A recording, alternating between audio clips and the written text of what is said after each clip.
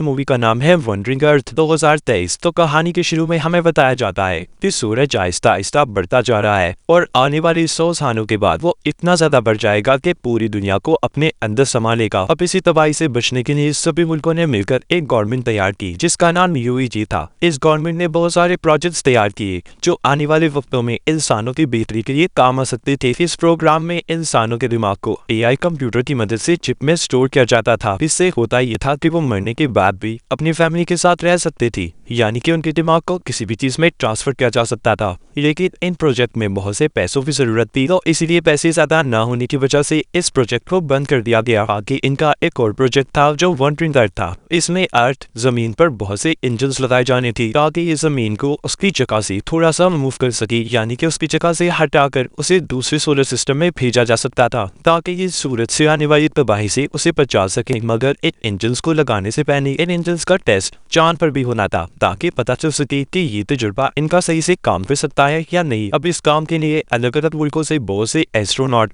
खानाबाजों को चुना दिया था। अब हमें एक एस्ट्रोनॉट लियो दिखाया जाता है। यहाँ पर जो एआई वाला प्रोजेक्ट था उसके बंद होने की वजह से बहुत से लोगों ने एहतजाज करना शुरू कर दिया था क्योंकि वो इस प्रोजेक्ट को पूरा करने का कह रहे थे। कभी कुछ एहतजाज करने वाले लोग इन एस्ट्रोनॉट पर हमला कर देते हैं। यहाँ पर एक लेडी एस्ट्रोनॉट जिसका नाम हैन था वो इन लोगों का मुकाबला करती है और उन्हें रोक लेती है। इसके बाद सभी एस्ट्रोनॉट्स को एक एलिवेटर की मदद से चांद पर भेजा जाता है। ये एलिवेटर इन सभी को 90,000 मीटर की बुलंदी पर इनके स्टेशन पर पहुंचाने वाली थी। सब उस स्टेशन पर पहुंच जाते हैं जहां पर इनकी ट्रेनिंग शुरू हो गई थी। वक्त गुजरने के साथ साथ इनकी ट्रेनिंग भी पूरी हो जाती है। रियो और हैन इस ट्रेनिंग के दौरान दोनों एक दूसरे को पसंद करने लगे थे। इन दोनों की ट्रेनिंग अब जब पूरी हो गई थी तो हैन अपने साथियों के साथ चांद पर जाने वाली थी और कुछ दिनों के लिए वो अब लियो से भी नहीं मिल सकती थी, इसीलिए लियो उसके लिए वहां पर फूल लेकर आता है। लेकिन इससे पहले लियो फूल लेकर एलिवेटर से बाहर निकलता उसका दरवाजा बंद हो गया था और वो भी इन्हीं के साथ यहीं पर फंस जाता है। वो एलिवेटर अब चांद पर जाने के लिए चलना शुरू हो गई थी। इनके पास कोई और रास्ता नहीं था, इसीलिए हैन जल्दी से लियो को स्पेस सूट पहनने का कहती है ताकि वो इनके साथ जा सके। और तभी इन्हें पता चलता है कि इनका सारा सिस्टम हैक हो गया है, यानी कि उनके सारे सिस्टम को किसी ने अपने कंट्रोल में कर लिया था और उनके बेस पर भी ड्रोन से हमले होने लगे थे। साथ ही साथ इनकी एलिवेटर अब दोबारा से जमीन पर जाने वाली थी। तब इनके एलिवेटर में एहतजाज करने वाले लोग भी आ गए थे। वो इन पर हमला कर रहे थे। वो सभी की आईडीज यानी कि इनके शनाख्त को चुराने लगते हैं ताकि वो इनके सिस्टम को पूरी तरह से अपने कंट्रोल में करने वो इनके स्टेशन को तबाह करके पूरी तरह से उस पर कब्जा चाहते थे। उन्होंने बहुत सी जगहों पर बॉम्ब्स लगा दिए थे। लियो और हैन अपने एलिवेटर में उनका मुकाबला करते हैं। अब जो उन्होंने बॉम्ब्स लगाए थे वो फटने लगते हैं। एक बॉम्ब जो उन्हें एहतजाज करने वाले लोगों ने इनके एलिवेटर में भी लगा दिया था, जिससे वहां पर अब बहुत बड़ा धमाका होता है। इनका एलिवेटर दोबारा से जमीन पर आ गया था। अचानक से जमीन पर गिरने की वजह से बहुत से लोग मारे जाते हैं और काफी सारे लोग जख्मी भी हो गए थे। अब इस तबाही के बाद बाकी के मुल्क जो यूएई से जुड़े हुए थे वो चाइना को वार्निंग देते हैं कि उन्हें अब जल्दी इंजन की टेस्टिंग चांद पर करनी होगी। इसके बाद हमें इनकी एक और टीम दिखाई जाती है जो पहले ये चांद पर बसी हुई थी। हम एक आदमी हैंक्यू को देखते हैं जो अपने कैप्सूल से बाहर आते ही अपने कंप्यूटर के पास जाता है और अपने कंप्यूटर पर अपनी बेटी से बातें करने लगा था। तभी वहां जमीन से कुछ एस्ट्रोनॉट्स आते हैं जिनमें इनके लीडर भी थी, जो आकर वे टीम को बताते हैं कि हमें इंजन टेस्ट मिशन को कुछ महीनों में पूरा करना होगा। ये यहाँ पर इनकी मदद के लिए और भी बहुत से एडवांस सुपर कंप्यूटर लेकर आए थे जो इंजन को चलाने में इनकी मदद करने वाले थे। यहाँ पर हमें ये भी पता चलता है कि जो डिजिटल लाइफ प्रोजेक्ट था जिसमें इंसान के दिमाग को एआई की मदद से एक चिप में स्टोर किया जाता था, उसके हेड पहले हैंग्यू और इनके लीडर हुआ करते थे। मगर अब जब उस प्रोग्राम को बंद कर दिया गया तो इन्होंने यहाँ पर इस प्रोजेक्ट पर काम करना शुरू कर दिया। हैंग्यू यहाँ पर अपने बेटी से बातें करने लगता है। यहीं पर हमें ये पता चलता है कि कुछ सालों पहले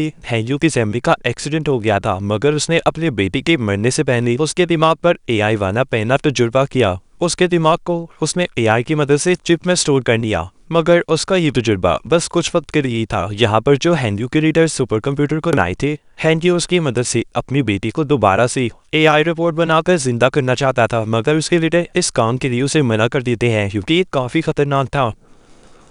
कुछ दिन गुजरने के बाद चांद पर तूफान आ जाता है, जिस वजह से इनका नया कंप्यूटर बुरी तरह से बर्बाद हो गया था। अब इनके पास इंजन को चलाने का कोई दूसरा रास्ता भी नहीं था, इसलिए अब ये सब अपने पुराने कंप्यूटर्स को इस्तेमाल करने का सोचते हैं। मगर इनकी सारी डिटेल्स जानकारी हैंड्यू के पास थी, जो इन्हें देने से मना कर देता है। जब रेडर उसे ये कहता है कि उसे इनकी मदद करनी होगी, हैंड्यू उनकी मदद करने के लिए तैयार था, मगर वो लीडर से ये कहता है कि आपको मुझसे ये वादा करना होगा कि जो भी नया सुपर कंप्यूटर बनाया जाएगा उसके बारे में सारी डिटेल्स आपको मुझे भी देनी होगी। वो उसकी मदद से अपनी बीबी को एआई यानी रिपोर्ट फॉर्म में वापस लाकर जिंदा करने वाला था। ऑपरेटर उसकी बात को मान गया था। हैंग्यू पुराने कंप्यूटर्स को ऑन करता है, जिसकी मदद से इंजन स्टार्ट हो गया था, यानी कि इनका जो टेस्ट था उसमें ये लोग कामयाब हो जाते हैं। अब इसी टेस्ट की वजह से चांद अपनी जगह से हट गया था और साथ ही जो जमीन पर इन्होंने इंजन्स को लगाए थे वो भी ऑन आ जाती हैं, जिससे जमीन भी अब थोड़ी सी अपनी जगह से हट गई थी। ये लोग आहिस्ता आहिस्ता अपने इस प्रोजेक्ट में कामयाब हो रहे थे। जो सूरज की वजह से तबाही होने वाली थी, इनका वो डर भी अब खत्म हो रहा था। सब कुछ ठीक होने के बाद जैसे जैसे वक्त गुजरता है, यूएजी ने और भी बहुत से प्रोजेक्ट को स्टार्ट किया था, जिसमें इनका एक और प्रोजेक्ट जो अंडर सिटी था, जहाँ पर इन्होंने जमीन के नीचे कुछ शहरों को बनाया था कि अगर जमीन पर कोई तबाही हुई तो बहुत से लोग वहां पर जाकर रह सकते हैं, मगर वहां का टिकट हर किसी के पास नहीं था। इसके बाद हमें कहानी में हैन और लियो दोबारा दिखाए जाते हैं, जिनकी अब शादी हो गई थी, उनका एक बेटा भी था। और जब ये लोग मिशन पर गए थे तो उस वजह से हैन को कैंसर हो गया था, इसीलिए उसकी हालत बहुत खराब होती है और वो बहुत जल्दी मरने वाली थी। अब नए सुपर कंप्यूटर्स भी बना दिए गए थे, उनके अंदर बहुत सी एडवांस टेक्नोलॉजी को भी डाला गया था। उन्हीं में से अब एक कंप्यूटर जिसके सामने लियो बैठा था, वो कंप्यूटर उसका इंटरव्यू ले रहा था। यहीं पर हैंग्यू भी उन्हें देख रहा होता है। जब रात होती है तो रात को हैंग्यू अब उन कंप्यूटर्स के पास जाता है। जैसा कि हम जानते हैं, वो इन कंप्यूटर की मदद से अपनी बेटी का रिपोर्ट बनाना चाहता था, पर यहाँ तभी इनकी हेड आ जाती है जो हैंग्यू को ये सब करने से रोक रहे थे। मगर इससे पहले हैंग्यू ने बहुत सारे कंप्यूटर के सिस्टम्स को खराब कर दिया था, जिसका नुकसान चांद पर जो इन्होंने इंजन्स लगाए थे उन्हें होता है।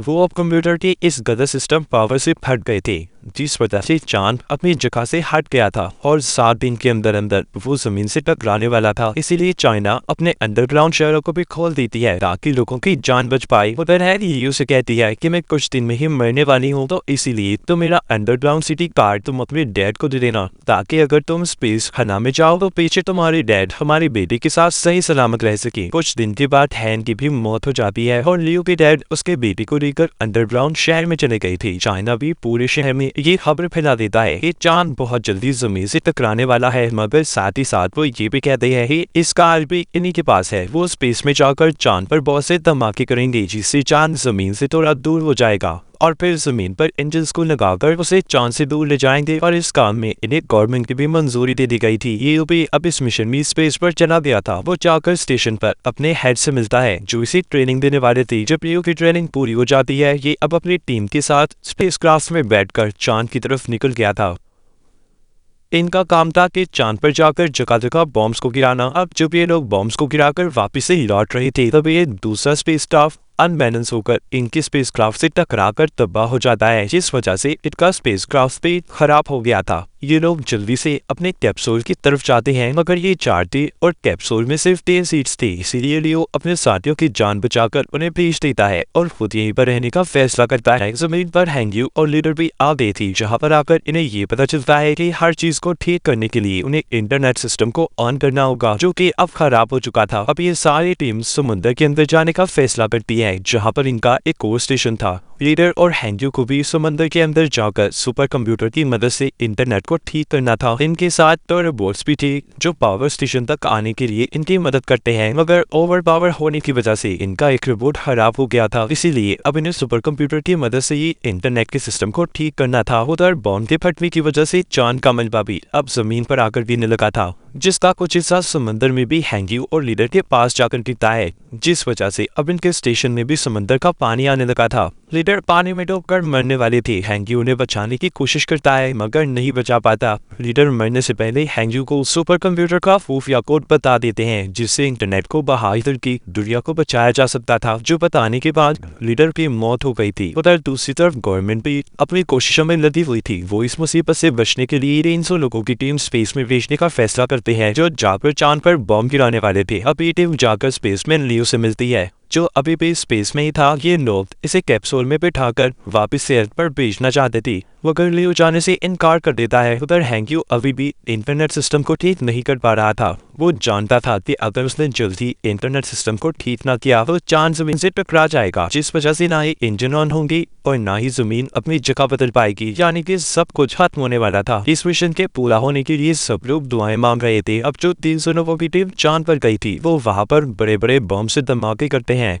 जिस वजह से चांद अब अपनी जगह से हटने लगा था। हैंक्यू भी उधर समझ गया था कि ये इतनी जल्दी इंटरनेट सिस्टम को ठीक नहीं कर सकता, इसीलिए वो यहाँ से अपने दिमाग को भी वो सुपर कंप्यूटर में डाल देता है। हैंक्यू के पानी में ही मौत हो गई थी। जब सबको ये बात पता चलती है कि हैंक्यू मर गया, सभी की उम्मीदें टूट गई थी, क्योंकि उन्हें अब ऐसा लग रहा था कि दुनिया खत्म हो जाएगी। पर हैंक्यू के मरते ही सब कुछ उसका दिमाग सुपर कंप्यूटर में ट्रांसफर हो गया था। वो कंप्यूटर खुद ही इंटरनेट कनेक्शन को रिस्टोर करने लगता है। अब जमीन पर सभी इंजन्स को भी चला दिया गया था। दरअसल उन सुपर कंप्यूटर्स के अंदर अब हैंक्यू का दिमाग था। इस वजह से इंटरनेट के ठीक होते ही सभी इंजन स्टार्ट हो जाते हैं और चांद भी जमीन से दूर हो जाता है। ये मिशन कामयाब हो गया था। पूरी दुनिया बच गई थी, सभी खुश थे। इन्होंने अपने नए सफर को शुरू किया था। इसके बाद हमें 2065 में दिखाया जाता है अब जमीन पर और भी ऐसे ही बहुत से इंजन्स बनाने का काम चल रहा था। लियो भी इसी मिशन में शामिल था। तो इसी के साथ की कहानी कहीं पर खत्म हो जाती है।